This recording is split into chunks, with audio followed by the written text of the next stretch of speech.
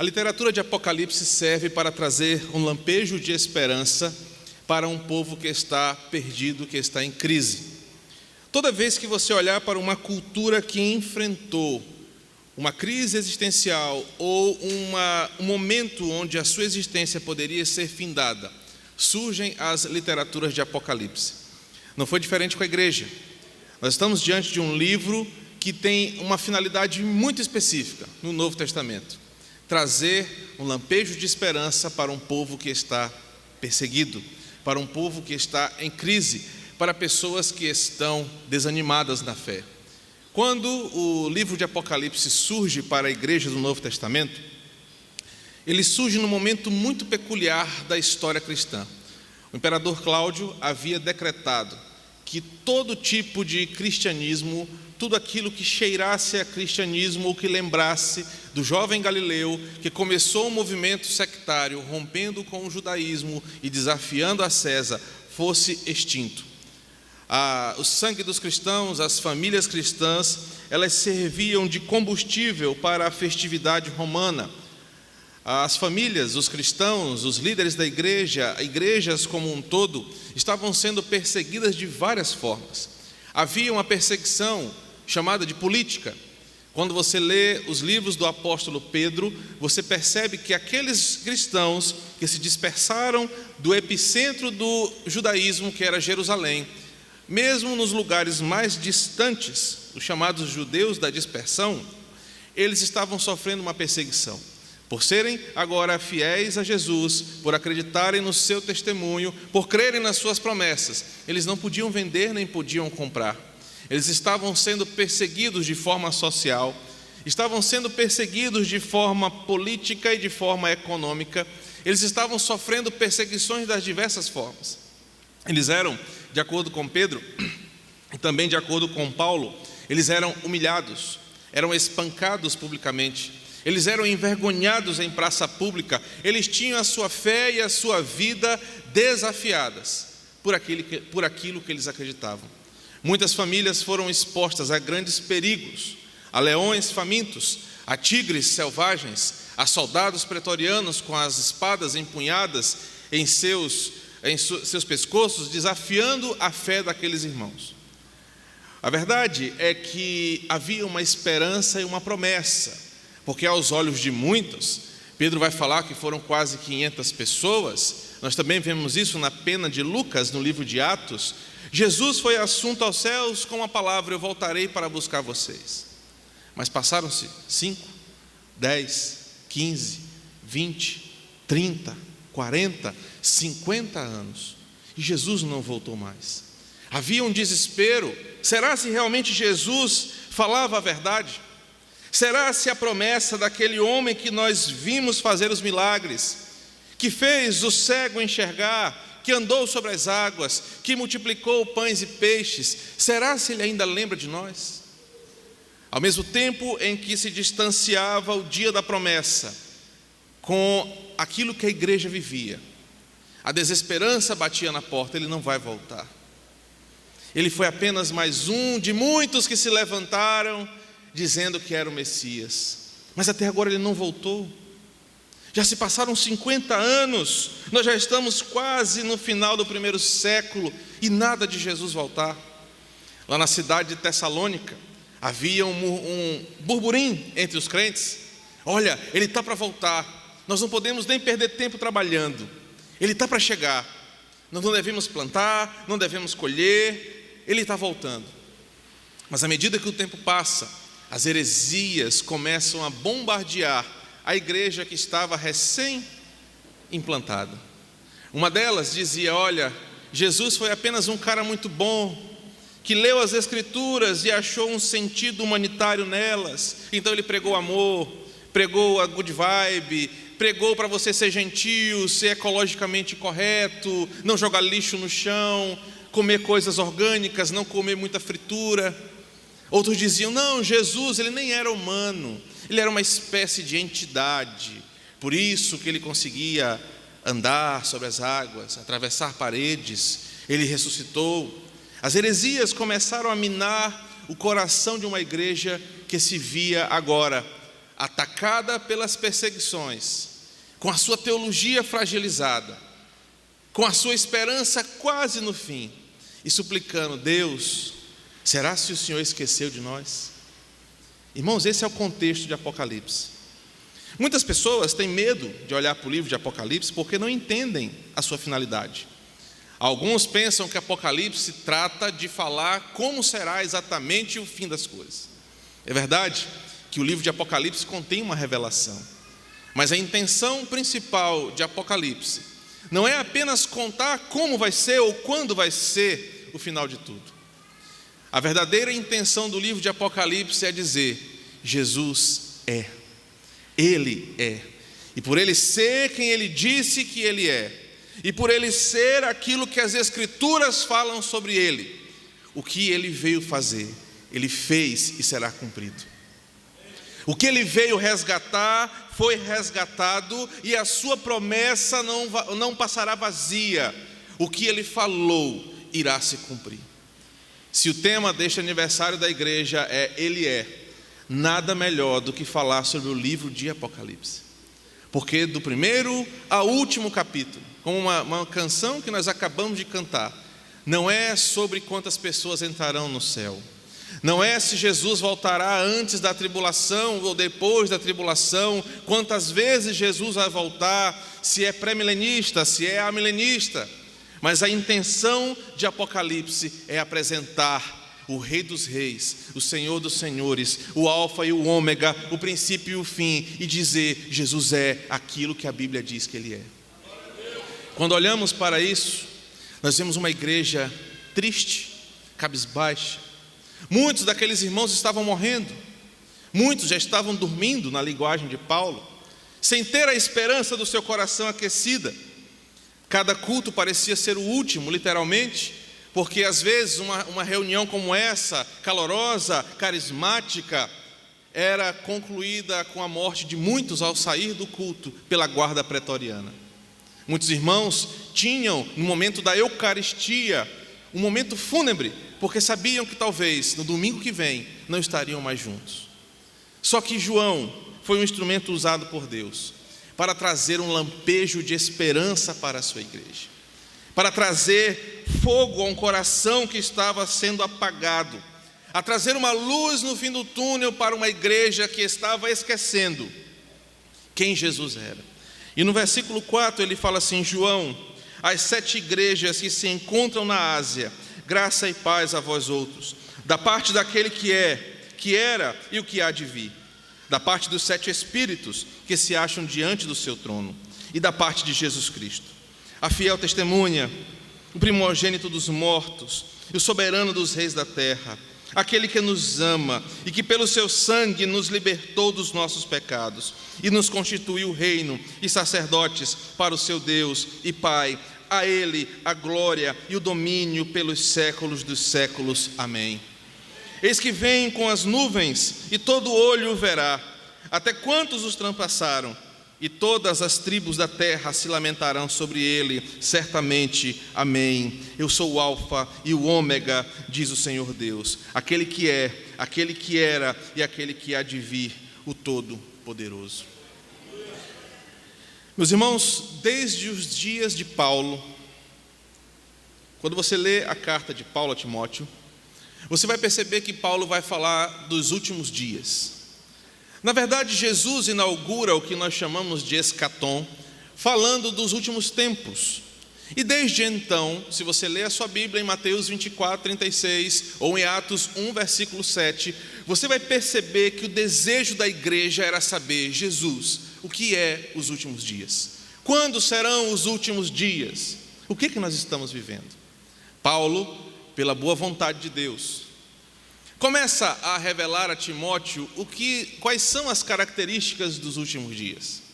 Ele vai falar que os homens serão egoístas, avarentos, amantes de si.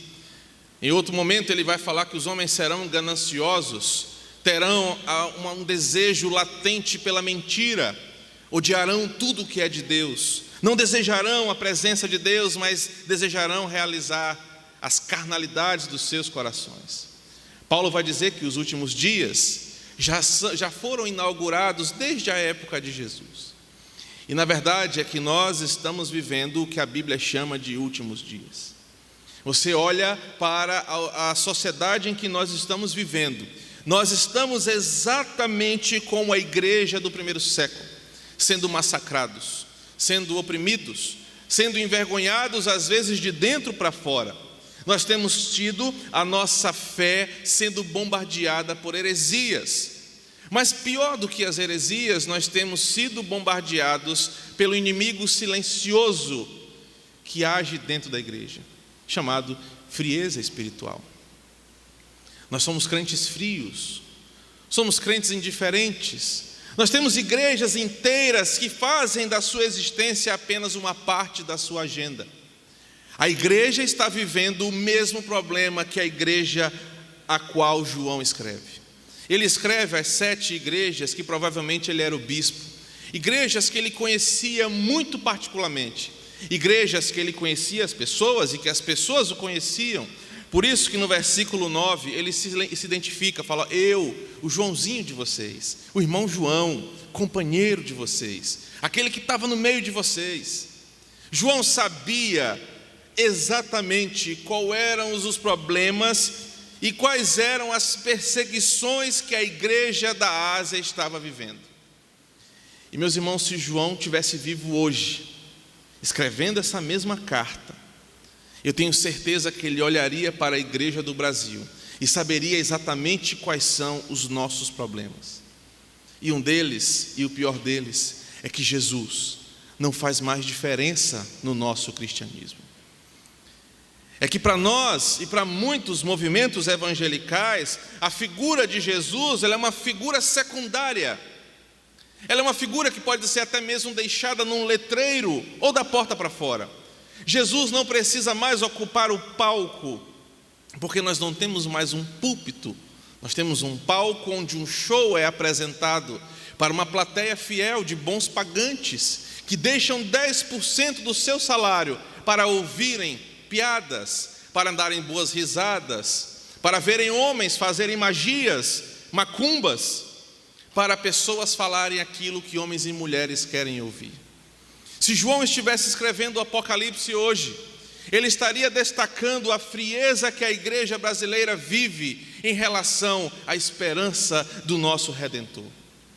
Ele destacaria que, assim como esta igreja que ele escreve, nós precisamos resgatar no coração da nossa teologia, no nosso discurso, na nossa pregação, na nossa forma de viver, o que Jesus é para nós, o que Jesus representa para mim, o que Jesus representa para esta comunidade, quem Ele é. E por isso que nos 2 primeiros capítulos, assim como no capítulo 4, e em vários outros momentos da carta, João vai produzir o que nós chamamos de cristologia joanina. Ele começa isso lá no Evangelho, afirmando que Jesus era divino, era 100% homem, 100% Deus, era o Verbo vivo, o Filho de Deus encarnado. Ele continua isso nas suas cartas, dizendo: olha, aquele que ama, aquele que é nascido de Deus, cuidado com aqueles hereges que tentam diminuir a Jesus. E ele finaliza com Apocalipse, trazendo características de Jesus. Um desafio e uma tarefa de casa para esta igreja é, depois dessa ministração, grifar no seu livro de Apocalipse os adjetivos que João usa para Jesus. Você vai ver que a revelação do último dia é secundária. Você vai ver que toda a revelação ela é secundária, e a primazia da carta de João é trazer para o coração de uma igreja que está apática a realeza de Jesus para o seu culto. E são esses atributos que eu quero compartilhar com vocês essa noite. Porque o capítulo 1 de Apocalipse começa no versículo 5 nos apresentar o Jesus que João vê. Mas eu não quero apenas que você veja o Jesus que João vê. Eu quero que esse Jesus consiga quebrar toda a couraça de incredulidade do teu coração. Que esse Jesus que João vai contemplar consiga acender a chama do teu coração, porque talvez você esteja essa noite aqui, ouvindo essa palavra, ouvindo esses louvores, mas vai sair daqui com a mesma vontade de ser alguém mau, corrupto e pecador com que você entrou. Mas você não está sozinho. Porque hoje as nossas pregações não nos conflitam, mas quanto mais nós soubermos quem Jesus é, mais nós saberemos quem nós somos, e mais saberemos que não podemos nos afastar desse Jesus. Meus irmãos, o segredo para uma igreja saudável, viver 14 anos de história e viver muito mais, não é desenvolver uma metodologia de pastoreio, não é implantar métodos de crescimento, mas é fazer com que cada crente entenda quem Jesus é. É fazer com que cada crente ame a esse Jesus que é apresentado nas Escrituras e tenha consciência de que esse momento de culto é uma adoração somente a Ele, porque Jesus é. E a primeira característica que João fala é que Jesus é, no versículo 5, a fiel testemunha. Nos dias de João, havia uma confusão teológica. Quem é Deus? Surgiu até uma canção herege na época de João, dizendo assim que ninguém explica Deus, e algumas igrejas até cantavam essa heresia naquela época. Mas João percebe uma coisa: não é bem assim. Existe uma forma de entender um Deus que é totalmente pessoal, particular, poderoso, perfeito e santo na vida de cada um da igreja. Não é possível que um grupo não consiga entender o Deus que ele adora.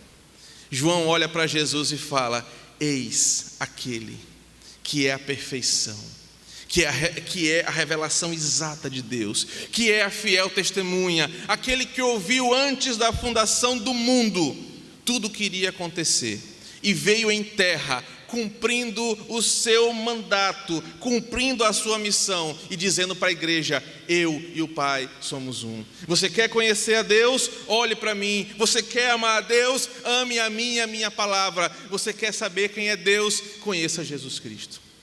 João apresenta a primeira característica de Jesus como sendo a fiel testemunha de Deus. Abra sua Bíblia em Hebreus capítulo 1, verso 3. Se na projeção puder também nos ajudar, vai ser mais rápido. O autor aos Hebreus diz assim: Ele, que é o resplendor da glória e a expressão exata do ser de Deus, sustentando todas as coisas pela palavra do seu poder, depois de ter feito a purificação dos pecados, assentou-se à direita da majestade nas alturas, tendo tornado-se tão superior aos anjos, quanto herdou mais excelente nome do que todos eles. O que estava acontecendo? Aquelas pessoas estavam perdidas, elas não sabiam mais quem era Deus, elas não sabiam mais como adorar a Deus, elas não sabiam quem era Jesus. Na cabeça de alguns ele era apenas um profeta, para outros um homem legal, para eles alguns ele era apenas um fanático. Mas João afirma que a verdadeira igreja precisa adorar a Jesus, porque Ele é aquilo que o Pai é. Ele é aquilo que o Deus verdadeiro é. Ele e o Pai são um, e Jesus vem para mostrar à igreja um Pai amoroso que a aguarda na glória. Não é possível sermos igreja sem conhecermos a Deus. E para conhecermos a Deus, precisamos conhecer a Jesus. É por isso que ele diz: vinde a mim, todos vós que estáis cansados, pois eu sou o caminho, eu sou a verdade, eu sou a vida. Ninguém vem ao Pai senão por mim. Ele deixa pistas em João 17, dizendo: olha, eu e o Pai somos um, olhem para mim, amem a mim, porque amando a mim, vocês amam o Pai. A igreja brasileira hoje vive exatamente o mesmo problema dessa época. As pessoas não sabem quem é Deus. As pessoas não sabem quem é Jesus. As pessoas pensam que Deus é aquele elemento numa prateleira que no momento do desespero eu posso usar. Estou desempregado, eu me apego a Deus. Estou desesperado para casar, eu me apego a Deus. Eu estou com câncer, me apego a Deus. Mas João vai dizer: Ele é muito mais do que isso. Ele é a manifestação do Deus verdadeiro no teu coração, dizendo que você não é aquilo que a ciência diz que você é, que você não é fruto do acaso, que você não está sozinho, que você não está entregue aos acasos da vida, mas você é aquilo que Deus planejou. E Ele, Jesus, é a fiel testemunha de tudo isso. A primeira característica de João para falar de Jesus é que Ele é aquilo que nós podemos entender sobre Deus. Quer explicar Deus? Conheça Jesus. Quer conhecer a Deus? Conheça Jesus. Você quer se aproximar de Deus? Se aproxime de Jesus. Ele continua dizendo que, além de fiel testemunha, Ele é o primogênito dos mortos. Naquela época, muitos estavam morrendo por causa da sua fé. Mas havia uma pergunta: o que vai acontecer depois da morte? O que tem depois do último suspiro? Aquele irmão era tão fiel, não fazia mal para ninguém. Os guardas não tiveram pena dele e da sua família e o executaram em praça pública. Será se nós vamos nos encontrar? Os dias aqui eram de total desesperança no porvir. As pessoas estavam acostumadas com as perdas. Os corações já estavam calejados com tamanha dor. E talvez muitos deles não acreditavam que existiria vida após a morte. Hoje, a igreja brasileira vive da mesma forma.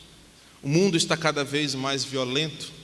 As pessoas estão cada vez mais imprudentes. Nós estamos ficando calejados com a desgraça e com a tragédia.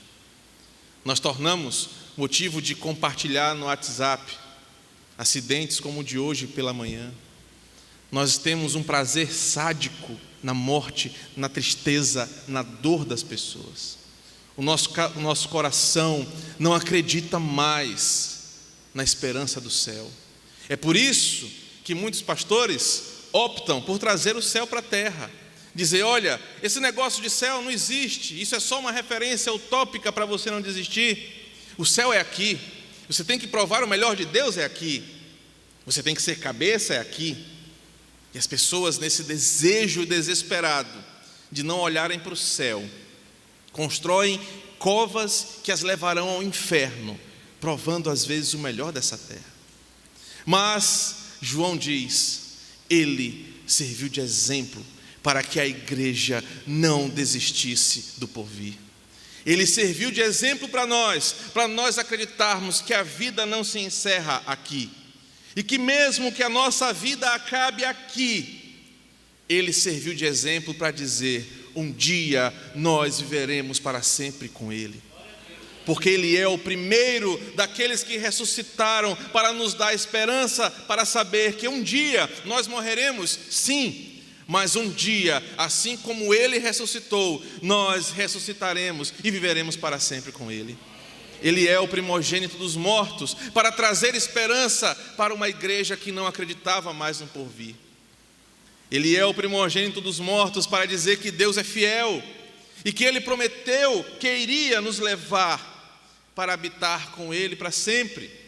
Se você ler na sua casa a carta de Paulo, a primeira carta de Paulo aos Coríntios, versículo 15, do 20 ao 22, você vai ouvir Paulo dizer para aquela igreja problemática a seguinte coisa: mas de fato, Cristo ressuscitou dentre os mortos, sendo Ele a primícia dos que dormem, visto que a morte veio por um homem, também por um homem veio a ressurreição dos mortos, porque assim como em Adão todos morrem, assim também todos serão vivificados em Cristo Jesus.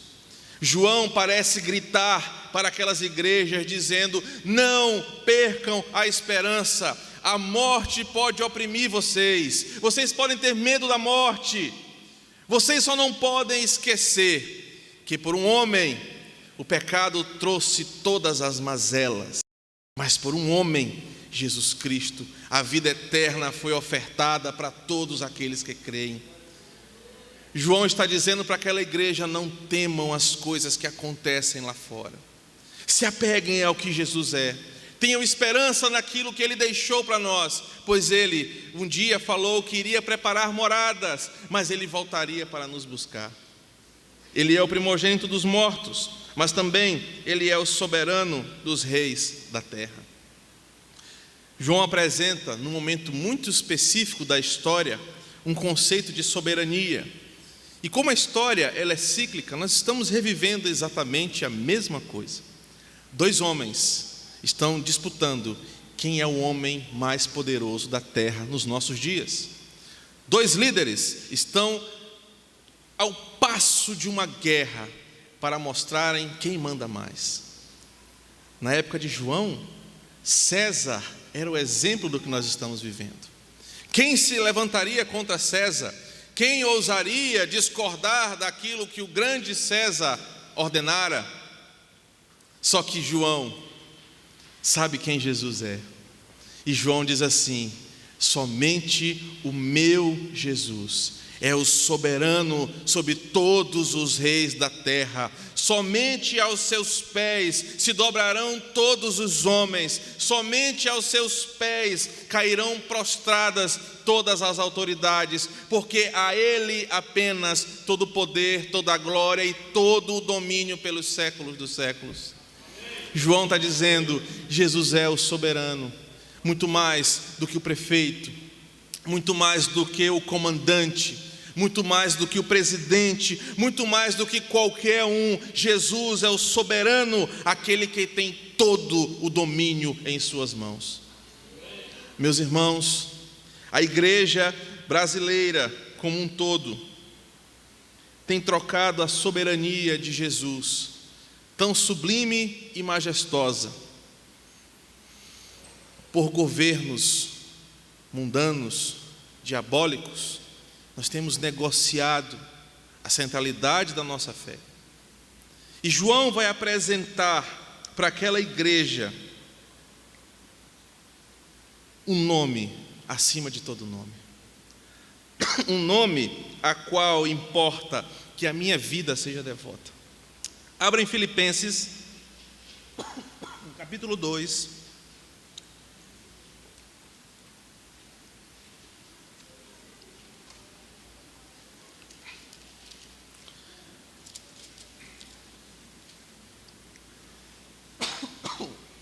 Verso de 9 a 11. Pelo que também Deus o exaltou sobremaneira, e lhe deu um nome que está acima de todo nome,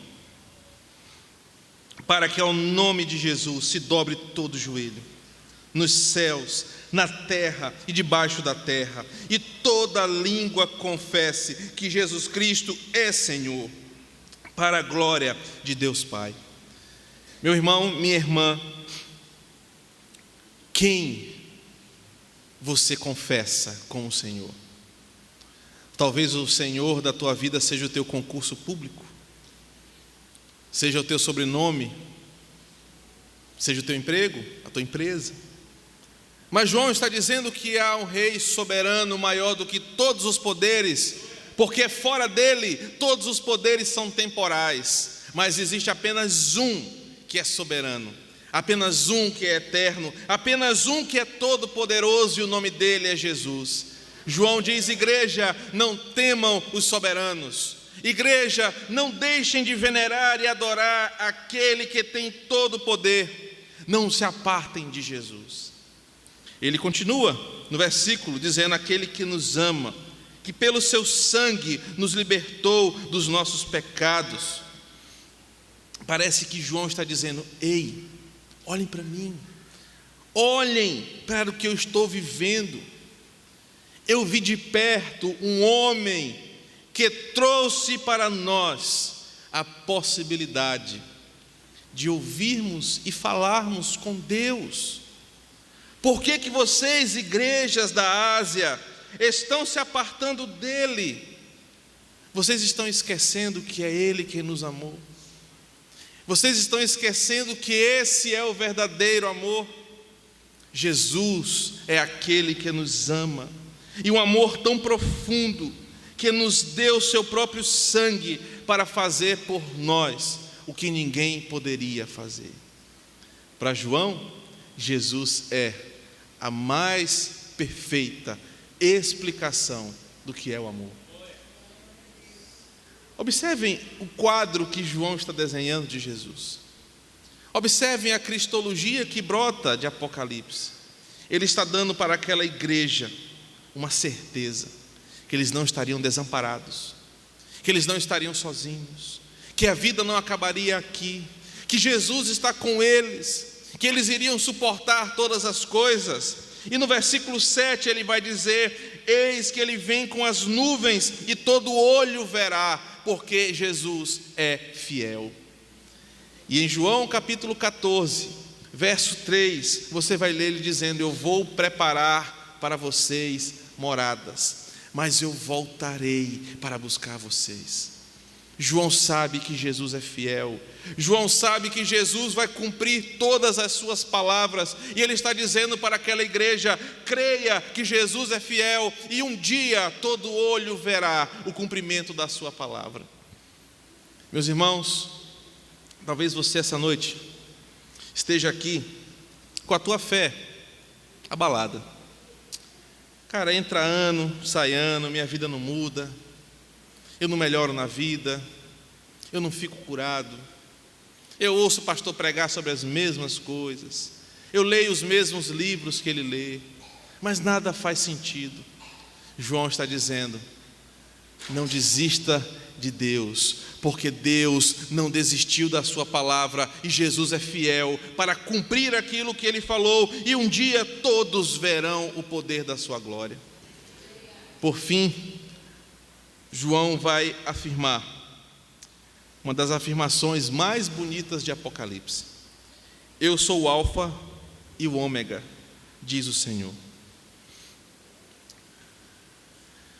Quando Deus decidiu na sua soberana vontade criar todas as coisas, Pai e Filho decidiram fazer. Pai, Filho e Espírito decidiram agir. Mas o Filho foi quem disse: Pai, eu pagarei o preço. Pai, eu sustentarei tudo, para que o teu nome seja glorificado. Pedro vai falar isso de uma forma bem complicada, dizendo que o Cordeiro foi morto antes da fundação do mundo, para afirmar uma coisa: antes mesmo que você conhecesse a Jesus, você já estava no coração dele. Ele já sabia quem você era. Ele não imaginou que você um dia iria crer, mas ele sabia exatamente que a tua alma pertenceria a ele. Por isso que João diz: ele é o Alfa, a palavra que cria. Ele é o início de tudo, ele é o que sustenta todas as coisas, ele é aquele que abre a porta da salvação, da comunhão, da relação e da sustentação da vida. Sem Jesus nada poderia ser feito. Mas também ele é o Ômega, a palavra de juízo, de destruição. Ele é aquele que vai olhar um dia para os que não creram na sua palavra e dizer: apartai-vos de mim, malditos. Jesus é aquele que oportuniza a graça e a salvação aos seus eleitos. Mas Jesus também é aquele que garante que só entrará no céu aqueles que são dele. João está dizendo: Jesus conhece o mais íntimo do nosso coração. Ele sabe o dia que você nasceu. Ele sabe tudo o que você vai fazer. Ele sabe tudo o que você fez. Mas Ele não usa isso contra você. Ele usa isso para mostrar o seu amor em nos amar primeiro, quando nós ainda éramos pecadores, quando nós ainda éramos pessoas distantes de Deus, quando nós ainda não o desejávamos. Paulo vai dizer que nisto Deus prova o seu amor. Cristo morreu por nós quando nós ainda éramos pecadores. Eu sou o Alfa, porque eu abri a porta dos céus para vocês. Eu te chamei pelo nome. Eu te oportunizei falar com Deus e Deus ouvir a tua oração. Mas eu sou o Ômega. Um dia eu voltarei e sentarei no tribunal, no trono do justo juiz, para julgar as nações. E nesse dia, aqueles que são meus, eu chamarei: vinde benditos de meu Pai. Mas aqueles que não creram na minha palavra, eu lançarei fora no fogo eterno, onde arderão para sempre. João apresenta um Cristo para encher de esperança uma igreja que estava sem esperança. João apresenta um Jesus que preenche todas as lacunas da minha fé.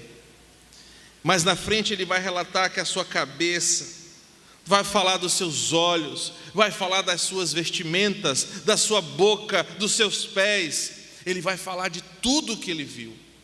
Porque aquelas igrejas não precisavam de mais dinheiro no caixa para existir.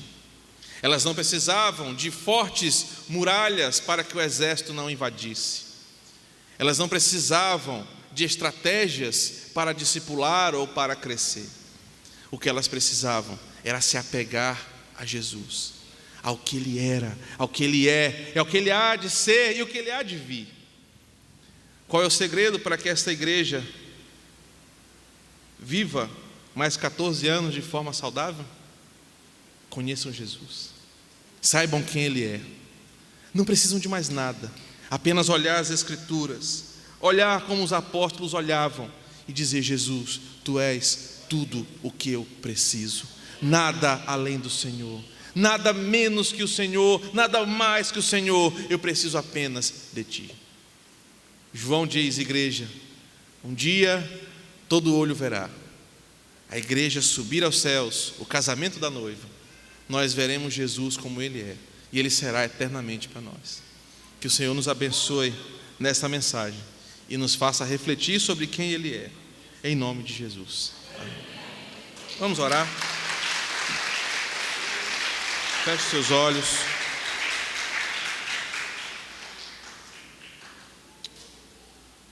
Senhor bendito, Jesus, nessa hora, Senhor, toda boca se cala, todo joelho se dobra, toda cabeça se curva, porque nesta igreja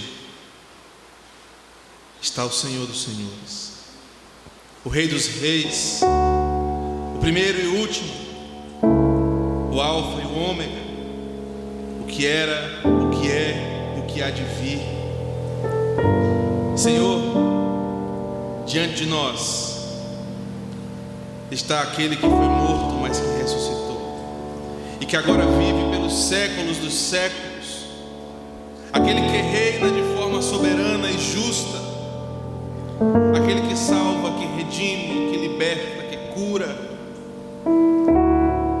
aquele que com a mão direita carrega o cetro da justiça e da verdade, que com a sua boca tem a espada da palavra que penetra o mais íntimo do nosso ser, que com os olhos como chama de fogo consegue purificar, consegue julgar, consegue tratar até o mais vil pecador. Diante de nós, nesse lugar, mais do que uma placa, mais do que um templo, está o Senhor Jesus. Pai, a Bíblia fala em todas as suas palavras de um Deus que nos amou de forma tão imensa, que assumiu o nosso lugar quando nós estávamos mortos, para que nós pudéssemos ter vida. A Bíblia de ponta a ponta conta a história de um Deus manifesto entre nós, na figura do seu Filho Jesus, para trazer esta noite, para esta igreja, uma mensagem de esperança. Mesmo que o mundo se levante contra a igreja, mesmo que a frieza surja dentro da igreja, mesmo que os poderes, principados, potestades, todo o inferno se levante, a tua palavra nos diz que o Senhor é mais forte, que o Senhor é soberano, que o Senhor é inabalável, que o Senhor é perfeito, que o Senhor é o nosso Deus. Não há palavras para te louvar, Senhor. Por isso a reverência, o silêncio, a humilhação é o que melhor podemos fazer.